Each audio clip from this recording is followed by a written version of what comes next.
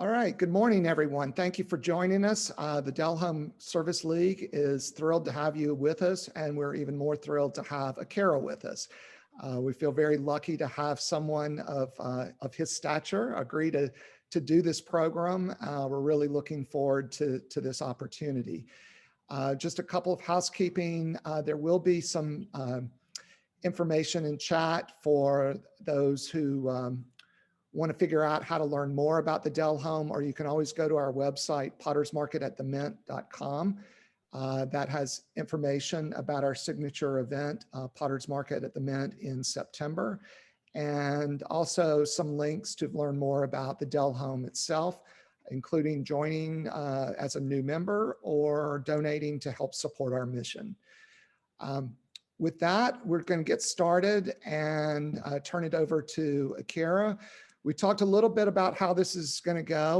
We intend it to be a fairly informal discussion with a lot of opportunity for interchange. Akira said he really loves getting a lot of questions and some, hearing what people are curious about, and that sometimes challenges him and his thinking in how to respond to those. So I would encourage you to add questions in the chat. We would ask that we sort of stay away from some of the technical questions. We probably have a lot of potters in the group that want to know some of those technical details about glazing and firing and things like that. But today we'd really rather stick with more Akira's philosophy, his approach to his art, and hear a little bit more about what he's thinking as opposed to some of the technical details. So with that, rather than me go on, just to really quickly say, Akira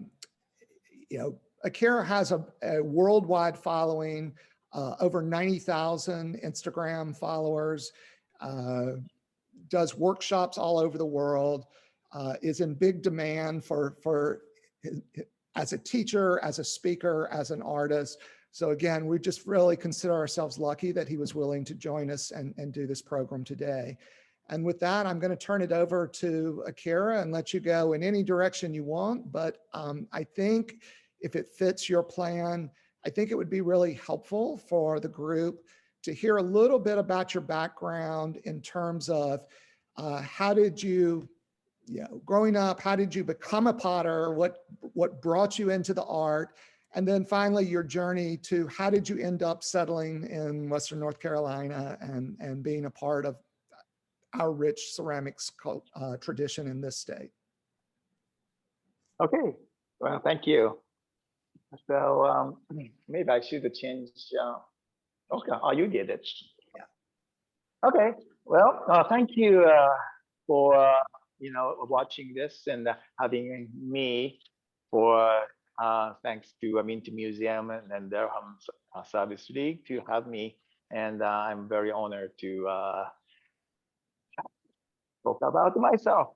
First question Vince had was how I became a potter.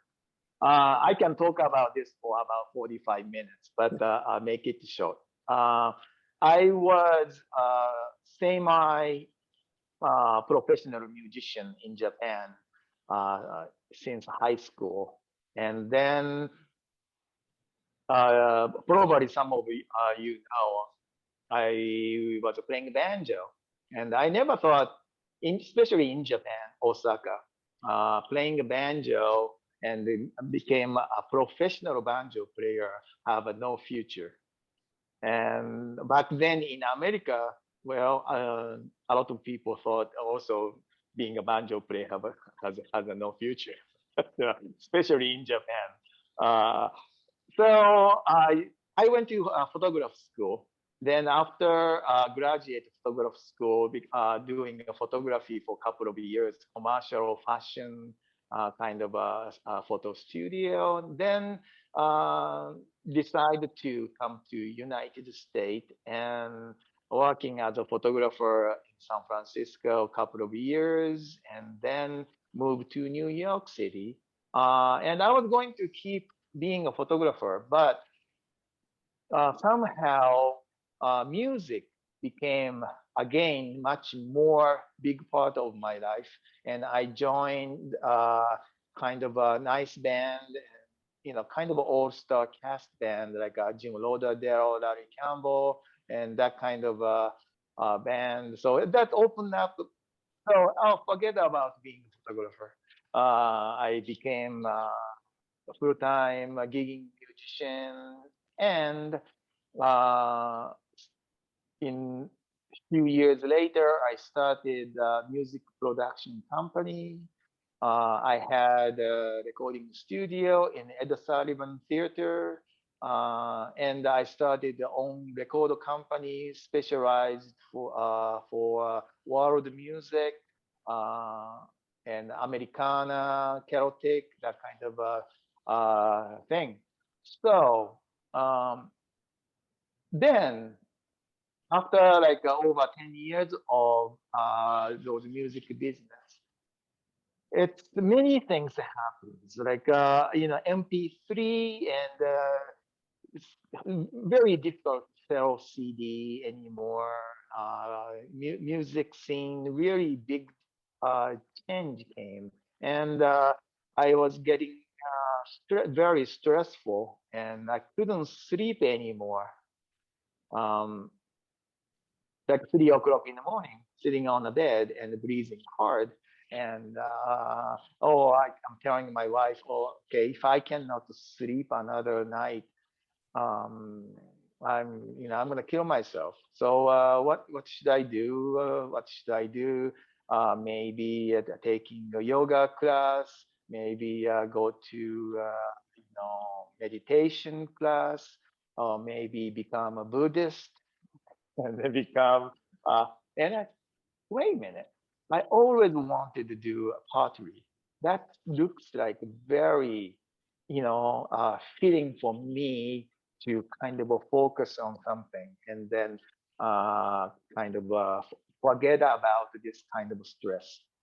And uh, immediately that day actually called up pottery class in Greenwich Village place called Greenwich House Pottery.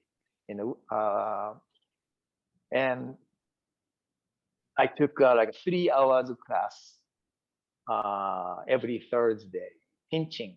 That was only available at that time. So 3 months of pinching pottery, and then 3 months of wheel craft class, and then 3 months of uh, glaze class.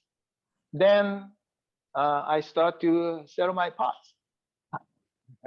I think that same year I did a Lincoln Center craft show, and I trying to convince myself and my wife. You know what? Maybe I can make living as a potter. Anyway, instead of trying to sleep in and can't, uh, I decided to pinch my pot in my home office till 3 o'clock in the morning, and I'm exhausted, and I had no problem sleeping.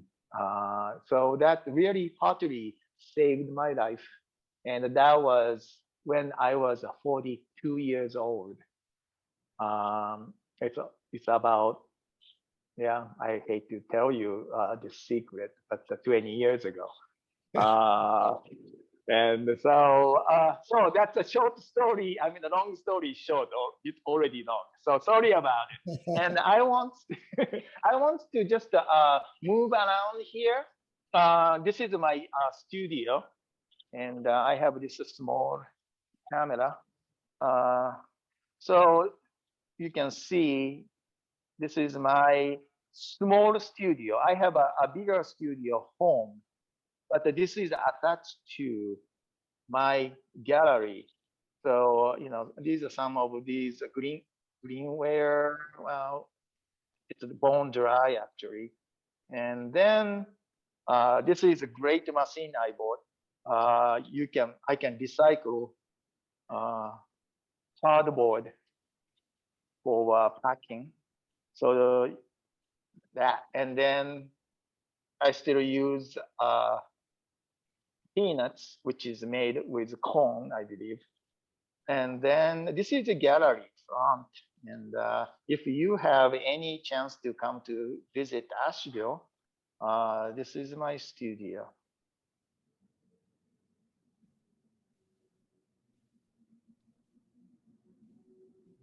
And it used to be we had a cafe because my wife is a pastry chef.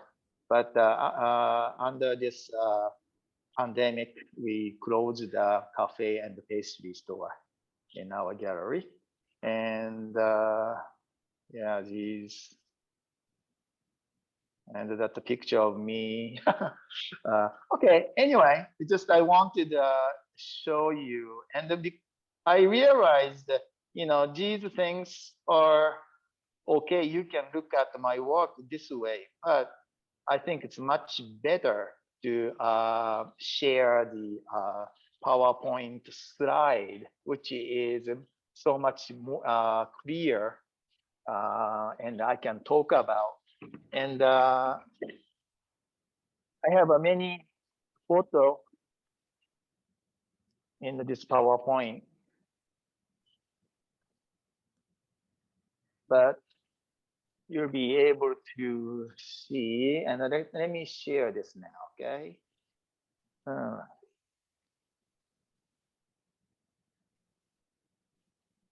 Can you see? Yes, we've got a good image there. Okay, great. Thank you. So this is in the beginning when I took 3 months of wheel class in the Greenwich House Pottery. I think this is the product. I took a photo, and then end of that year, I started making.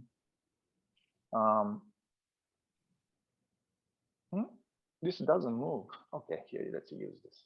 Okay, good. Started making something like this. And my teacher said, why don't you just send a photo to some kind of craft show, encourage you to make more. And, I send these photos. So I got in what I told you before, Lincoln Center Craft Show, and I did pretty good. So I got more serious, and rented a studio in Brooklyn, and making more and more. So starting to make, after the 3 months of glaze class, what I found was I really don't like glaze. I did like 400, 500 trials of testing glaze. And after that, I really didn't like any of those. So I started doing a more traditional Korean white strip with just a clear glaze. This called Funchon Saki in Korean, and in Japan called Kohiki. And dark clay dipped in or poured white strip. Then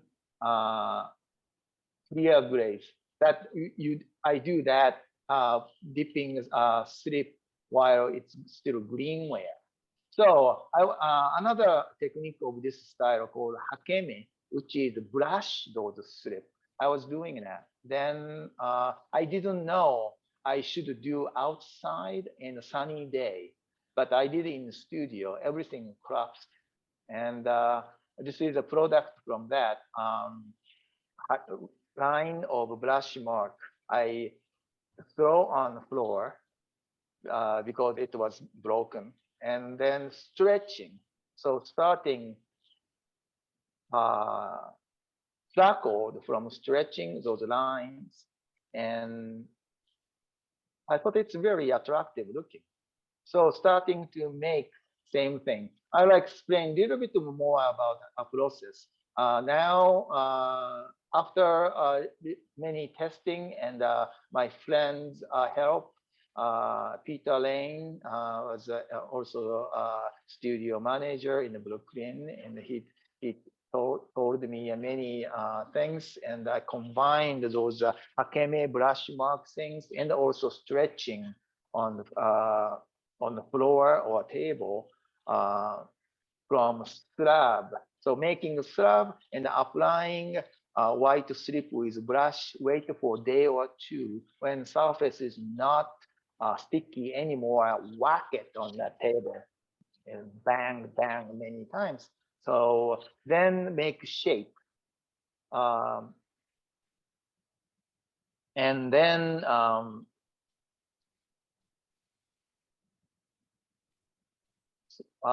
it's good things about it, those walking on the table and stretching. It's just not just open up those lines and crackle, also distort. And they move where they want to go. Not, I don't have a 100% control, which is kind of a philosophy behind of all my work. I want the clay to do their job instead of I do everything for them. So my artist statement is, probably you can read on my website, but most important part is this is a collaboration of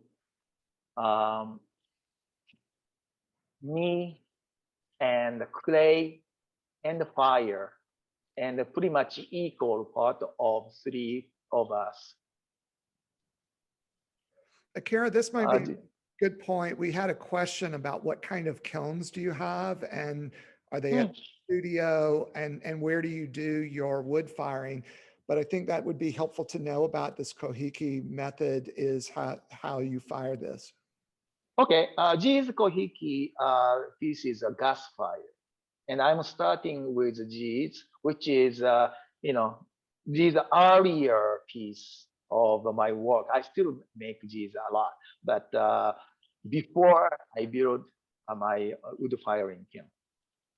So I have a wood firing kiln. I have a photo later, and I have, of course, electric kiln for bisque firing, and I have a gas kiln which I call a car kiln. It's a large gas kiln, and these are fired in a gas kiln about 16 hours or 15 hours, and kind of a heavy reduction.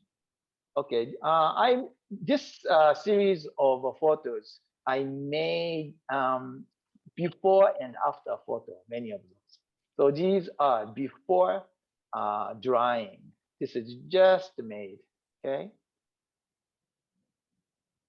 Sometimes, especially on a photo, before sometimes looks even more beautiful. But actual piece is not after firing might be usually look better, and I hope it looks better. Okay, so all the same technique. I'm gonna go very quick, and Vince, if you have any question might suitable for this subject, let me know. And these are big piece. You can use as a chair almost, for children. Variation, it's a more sculpture piece, but you can use as a base. This is the interesting piece. This is just a box. You can open up the top part. And when I was making, I didn't know there is a wire on the table. So I put those slab on, the table, and then made this line here on the top. And I thought, oh shoot, I don't have any more slab to finish this box. Then I thought, wait a minute, I can actually add more lines here on the side. So make sense to have this part of a design, almost create like a, visual illusion kind of interesting lines. So this is, I'm telling people, when you make mistake, don't worry about. It's always something you can do. This is learning from playing the jazz. If you play one wrong note, repeat 2 more times and it become right notes. So that's uh, and these are wood fired, same exactly same technique and wood fired. Sometimes I use a different recipe of strip, wall piece, dual piece of a base, twisted base. And this is the different firing after gas fired like other piece, then saga fired to make it black. These middle part is wood fired, other one is gas fired. So you can see the contrast of different firing. And this is just a funny photo. Now moving to a hikidashi technique. These are during the firing, pull out from kiln. And originally, I do both wood firing and gas firing. Pull out very high temperature. It's not like a raku. Raku is a much lower temperature, and usually those doesn't hold water. And, to be able to use a grade will melt in a lower temperature, it's not really food safe. But the G's are high temperature, like a COM 10 and higher, and it's regular kind of organic glaze. So very functional. You can hold the water. So these series of, and this here technique, not just the firing, you can see those wall as a kind of organic edge. I throw on the wheel and add more clay on the surface. So that, yeah, this one is also same technique, but not so obvious. This one is a nuka glaze, which is rice husk ash glaze. This is a shino glaze, wood fired, and this is also shino. These are natural ash glaze, which means no glaze, just fired in wood firing kiln for 45 hours, just a bare biscuit piece. And then ash fell down on top of it and start to melt and deposit in the lower part of. So this piece was fired sideways, and this green things on the top is deposit of ash. And you can think of what those glass made in the window is made of, right? Those are made of silica and calcium. So it's like you can make a glass from ash and silica, which is a clay. This is a Japanese shino, and Japanese shino glaze is just the feldspar digged out from ground and crushed it and mixed with water, nothing else. These are another things you talk about. I was talking about natural ash glaze, means no glaze applied. All these naturally came from fire. I usually 5 cords of wood and 45 hours, and all these are no glaze applied. So these are again added mortar on top of it. Yeah, this one is much easier to see. Throwing just a cylinder on wheel, I use electric wheel, then adding clay, same clay, but it's much softer. These are foot. Foot is very important for Japanese pottery, especially. If a foot doesn't have a life, it's kind of a, um, pot doesn't good and doesn't look good. It's like finishing a painting of portrait with an eyeball, that kind of things. These called chawan, which is a tea ceremony bowl. Series of those. Japanese shino. This is a hikidashi with a pull out technique. This is a nuka glaze, same. And again, foot to be spontaneous and has like attitude and feeling with peace.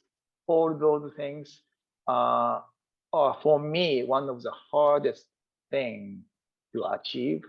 And when I go to my client customer's house or my friend's house to see my old pot I made 15 years ago, and I think, oh yeah, that's pretty good.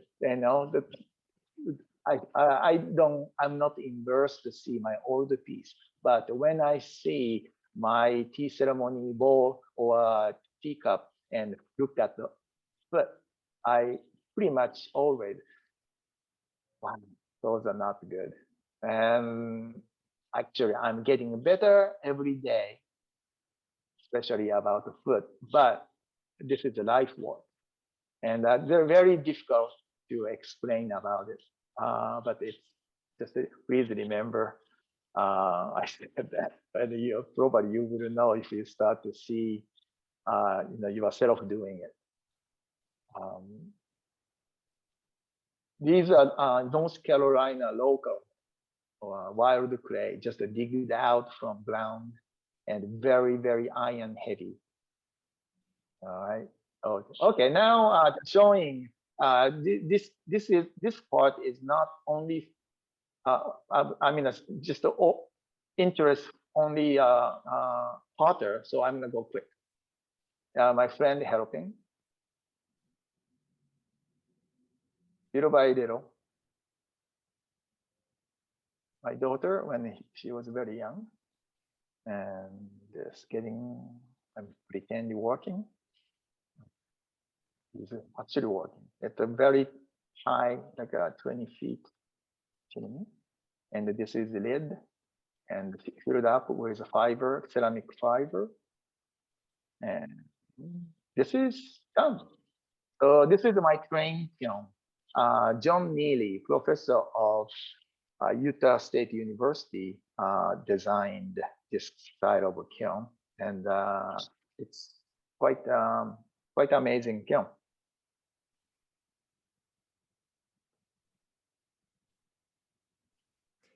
And this is before going to the kiln bisque. And this is a fast firing. Look at this kiln, so clean. Of course, no ash or anything. And I got a quite nice piece from fast firing. It's a beginner's luck. And then after that, many downhill too. But as soon as I have a good firing, and next firing will be disaster. So you never know. Covering, you see these round slab on top of it. This is just a covering. And then to get more interesting variation of color, because we're blocking ash. And this is filled up. I think I'm so greedy. I'm filling up too much. I shouldn't do that. But this is a bad example. Okay. This is after fired. And these are sake plus tokuri and guinomi sake cup sets. And these are a series of tokuri. Just after, before, after. Before, okay, before the teapots, after. And all these are no glaze on. And I make those handle myself too with a bead Uh, and these the black one is a tanka.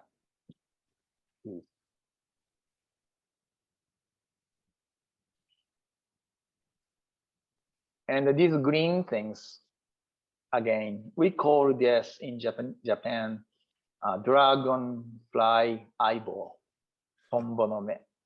And it looks like it, dragonfly eyeball, isn't it?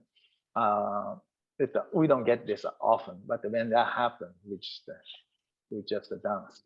We really like seeing this, like making your own jewelry.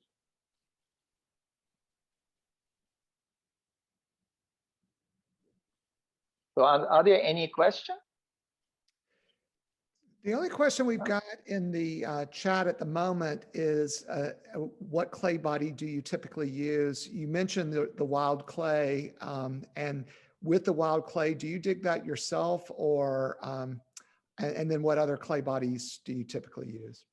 Okay, I don't dig out myself, and my friend Takuro Shibata, he is a manager director for Star Works in near Seagrove, and I asked him to dig out this clay, and then I mix a little bit here and there, different clay to make it more workable and it doesn't break in the kiln.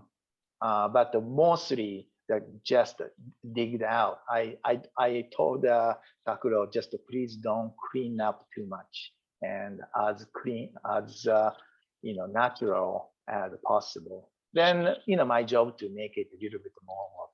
So, but this clay, all G's, most of 80% of my work, wood firing pieces, are clay I make from ingredients from all over United States, and these white clay, and this very very similar look to shigaraki clay, which is one of our most beautiful Japanese clay, and a big village town, not village, I mean a pottery village,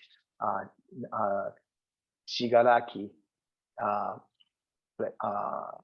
pottery. They have beautiful clay, and that I make with mixing 6-7 ingredients and a lot of silica sand in, so get the kind of wild surface. So also a lot of the people ask me about your occupation, being a musician, music producer, and became a potter. And I think there is so much similarity in it.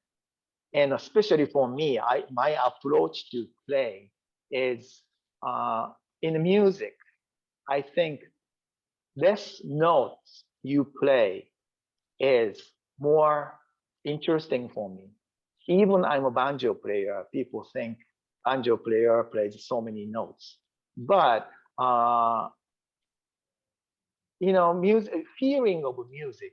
For example, dun dun dun, 3 notes.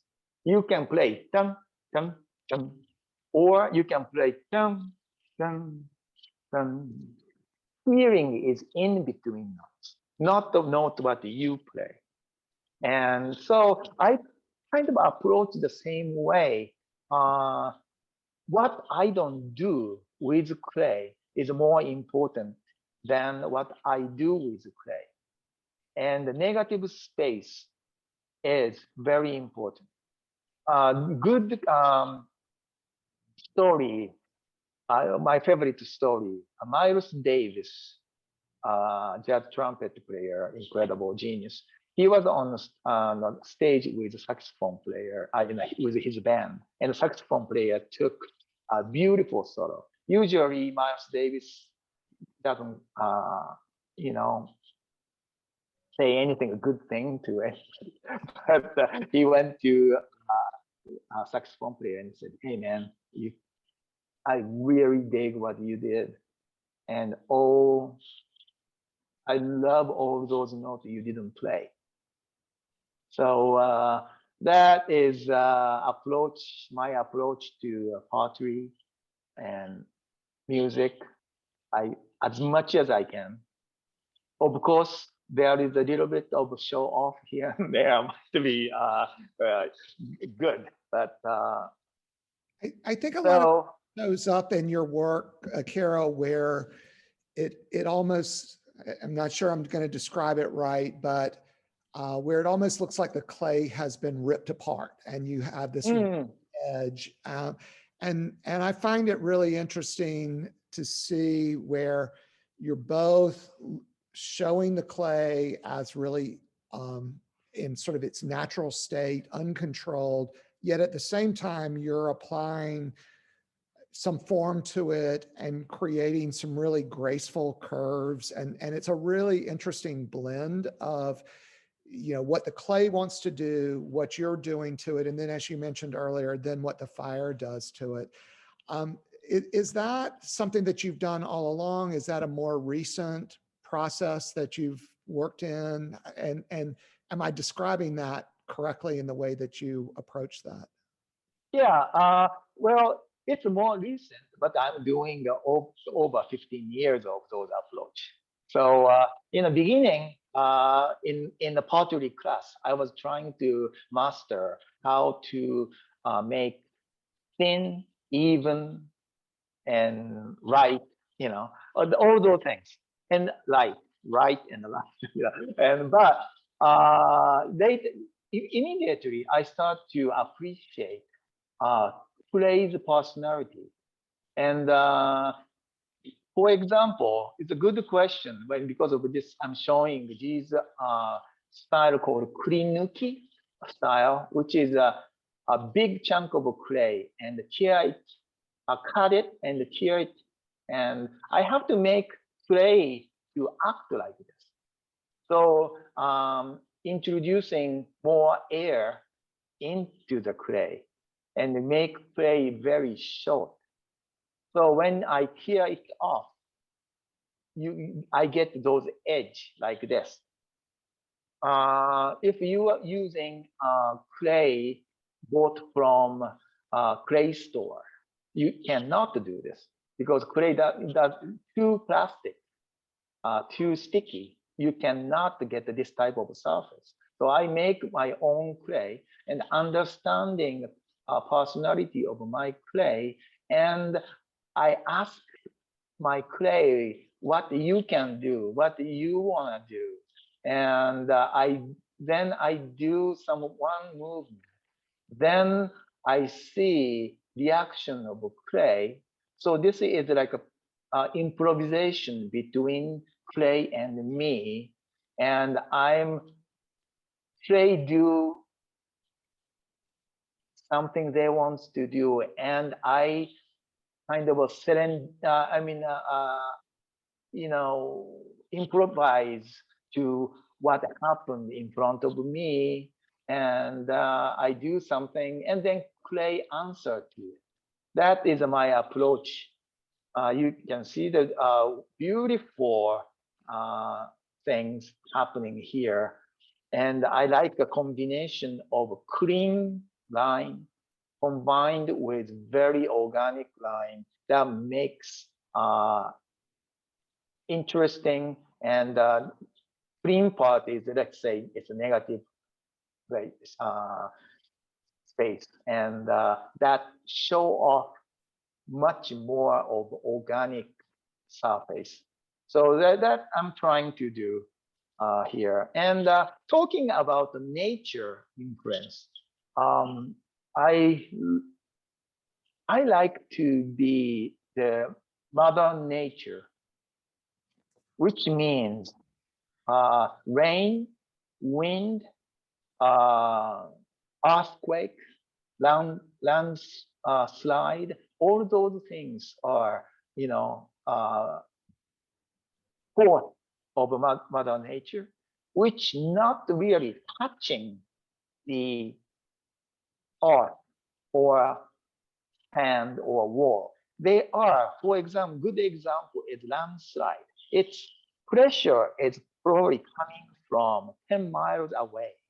then move ground, and then you see incredible cliff coming out from ground.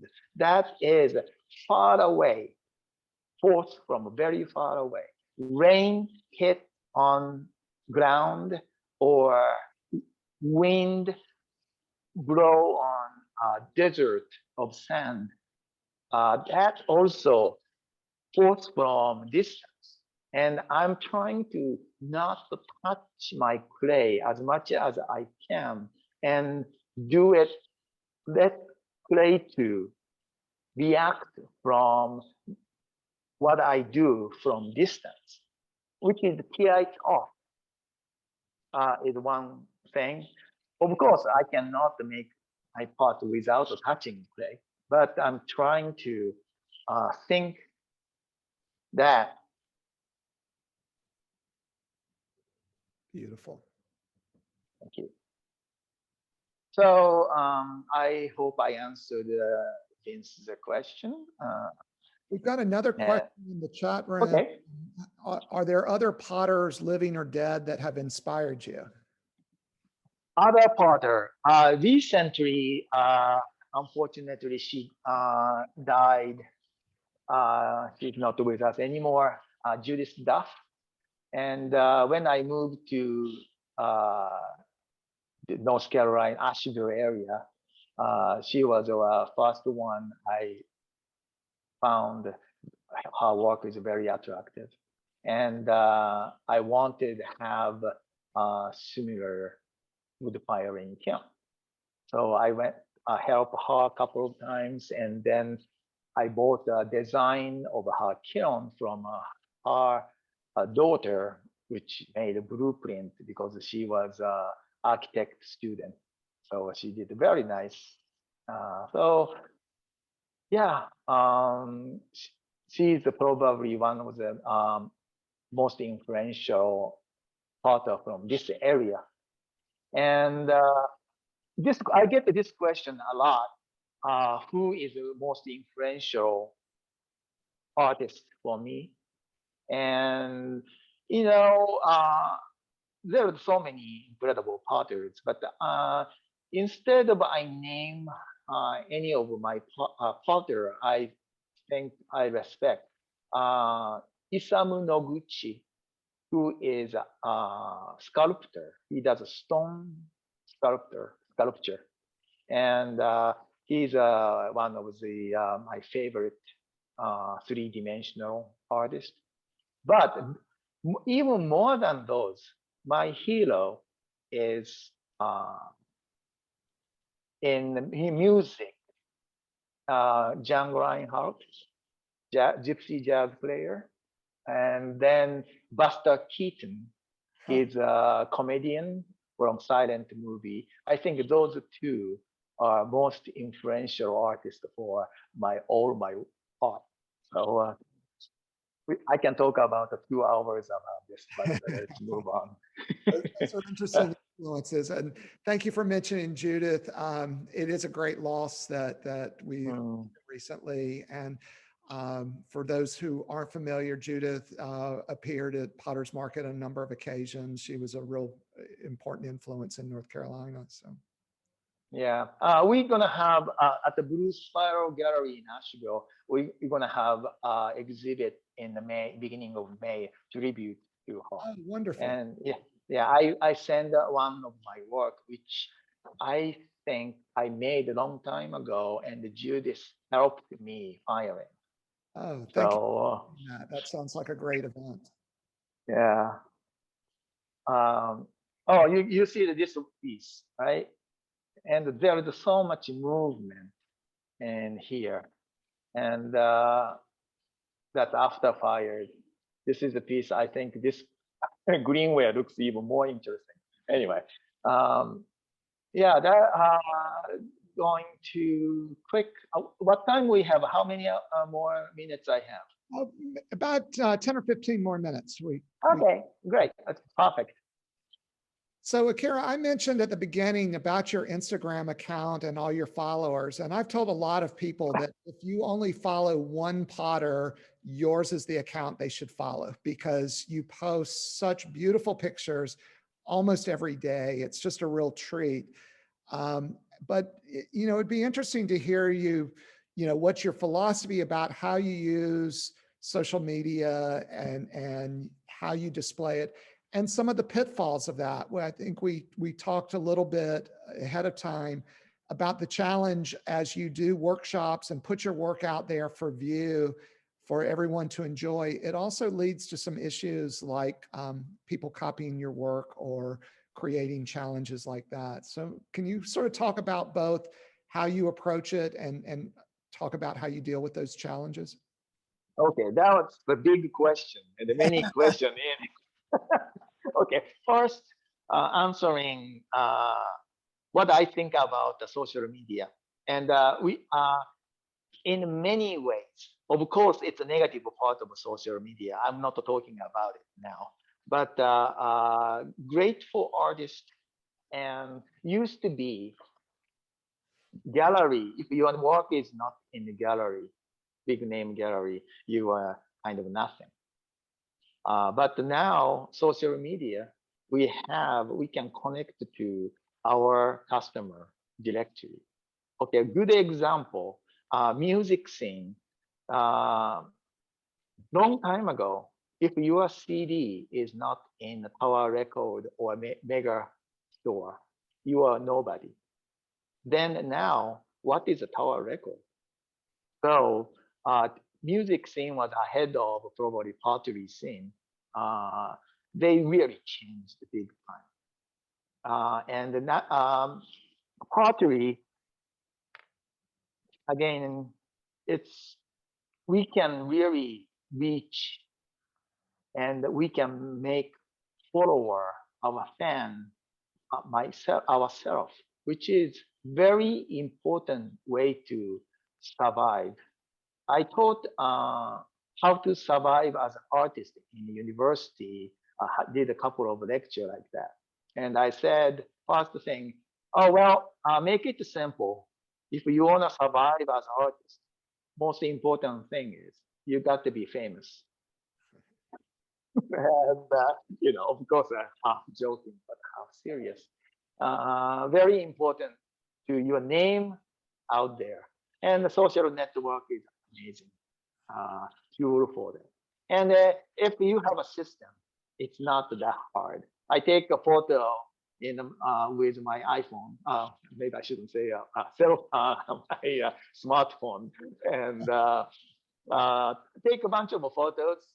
Then I just post here and there, trying to post something at least one and sometimes two day, and automatically share with Instagram. I share automatically share on Facebook, and that makes my life like a routine. It's just like brushing my teeth every day, and also sometimes I like, oh, I don't have anything to show. Maybe it's time to make something new work. That's also good positive part of doing social network. And your second question, I'm doing a lot of workshop. Yeah, I'm doing a lot of virtual workshop these days too. And I'm all over the world doing workshop. Unfortunately, this pandemic, I had to cancel last year Tuscany, Barcelona, Chile, Northern Italy, all those workshops. And then I'm now moving to spring next year. But in between, I did very well-known Japanese potter Ken Matsuzaki, and I did a virtual workshop twice, 3 days course, and that was great because one of class we had 60 people, and almost 30 of students was from uh, outside of the United States. So reaching where I cannot reach with a virtual workshop is so much possibility. And during the pandemic, it's many things, many difficulty for many people. But I found possibility and choice opened up more choice for us, and that I I'm trying to make uh, difficult time as positive, uh, you know, and making with clay is the same thing. Did a lot of my work coming from mistake, and this piece is made from.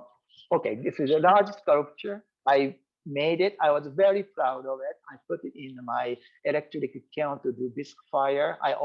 After firing opened up, it was blow up, and because of the moisture inside or somehow, then it becomes two pieces. I said, "Oh shoot!"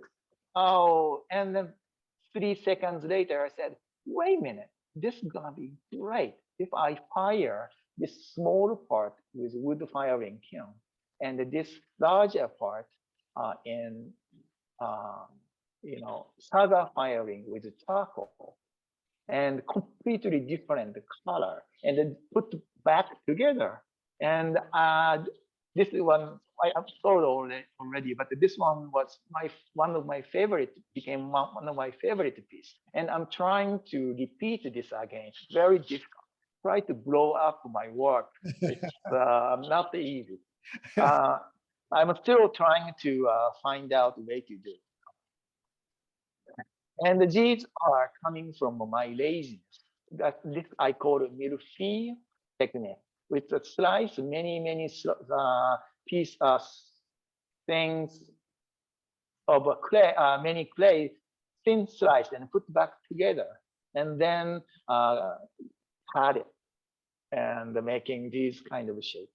And this is, I piled up like those leftover thin piece, and then instead of just putting back in a reclaim bucket, I just started to make something without mixing up. So those techniques came out from my laziness.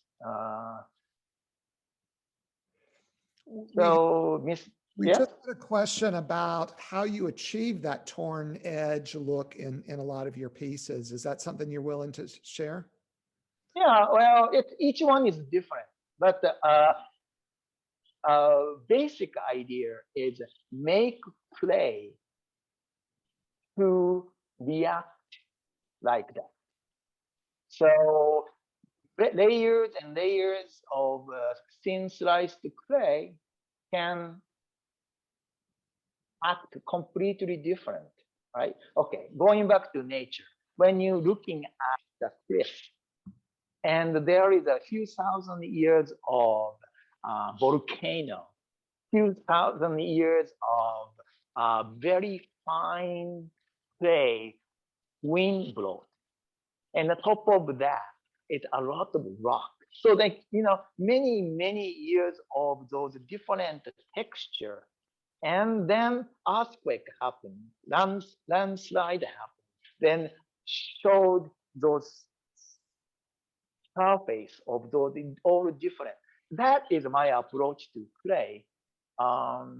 What's happening is I make a clay. It's a while ago I showed very dynamic. Let's see, go back there. That one. Like this. I mix very plastic clay. I very short clay. Clay with a completely different personality. Many of those different clay put back together, and instead of mixing together, I tear it off, and then some of those come off more sticky. This is like eating a s'more sandwich. Okay, you have a biscuit, you have marshmallow, you have a chocolate, and those are melted. and each biscuit part and chocolate and marshmallow, each ingredients have a different personality. When you bite it, and the surface look very interesting. So that I'm doing it in my approach. Did I answer for you? So all these are same kind of idea, and none of these are exactly the same approach. All different approach. This is another completely different approach. A very very small piece of clay put together and cut it off. And oh, that's the end of my slide lecture. This is my band. Okay, so before I finish up, okay, tomorrow, very important things I have to tell you. And if you have a pen and a pencil, tomorrow, 8 p.m. Eastern Daylight Time, I'm adding 300 or 400 more pieces of my new work on my online store, akirasatake.com, www.akirasatake.com. And if you like to get this kind of information, please subscribe to my mailing list from my website, which is at akirasatake.com. And you get all those information. And passcode for free shipping over certain amount of purchase. And all those things you can find it when you subscribe, or even better, immediate things.